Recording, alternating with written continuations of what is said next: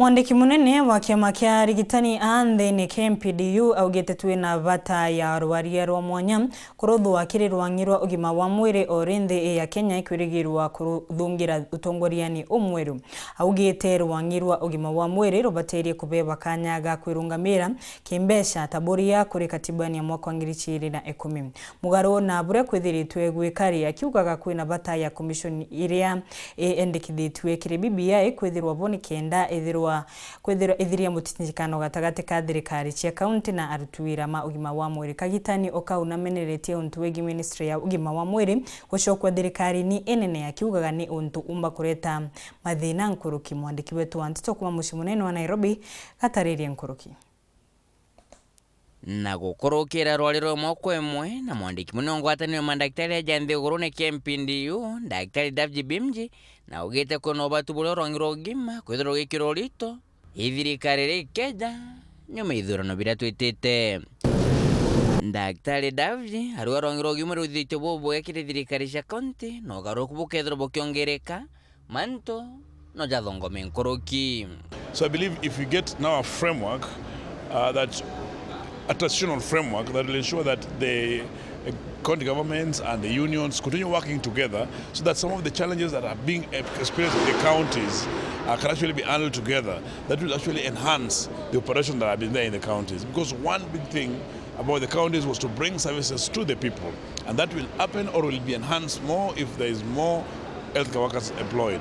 Another thing that I've seen that is actually recommendable is that we have maternal mortality rates has actually gone down, and this is because we have a Linda Mama thing, and also the service provision that is happening in different counties or different facilities in the country. So that's something that we actually attribute to the good working or good governance that has been there in the counties. So that, comparatively, I believe that in those who are now coming after the transition, things will actually improve even much better.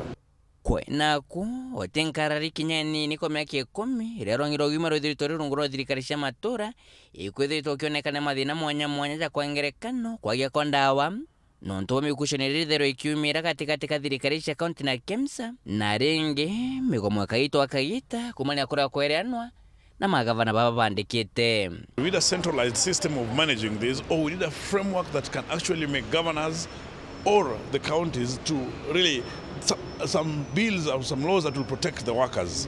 Because you see, when governors wake up and just dismiss healthcare workers or dismiss any workers without following procedures, and they do not follow court orders like we saw in Laikipia County, then it becomes very difficult. And then also the working environment also becomes not conducive. That's one thing that we look for mechanisms to change it if we do not get what we are demanding, which is Health Service Commission. And I believe that even the Parliament last was making a way to get bills that protect the workers, because that's one thing that has actually affected operations in many counties. Tere monario kana jairi rwaliro thituruki kanoro gucokera Rwangi Rwa Ugima kire thirikari nene ende kulingana na daktari DAVJI aruga bobotekata kana kinyanini kuthugando gukareka. Devolution in healthcare, that is the infrastructure aspect of it, is working.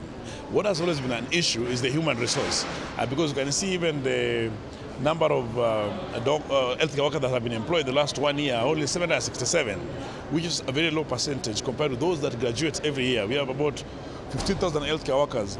Doctors alone, about 1,000 graduating every year. So the human resource aspect is what has been having a bit of challenge, and I think that has been attributed to the finance. So we need to really look for a framework or a way to ensure that there's human resource in the hospitals and in the counties. But the other aspects of the facilities and the other sectors, I think there's a lot of work that has been done to it. KIRI TV kuma aja kengina ngina kitoko Nairobi beta Boniface Mungera.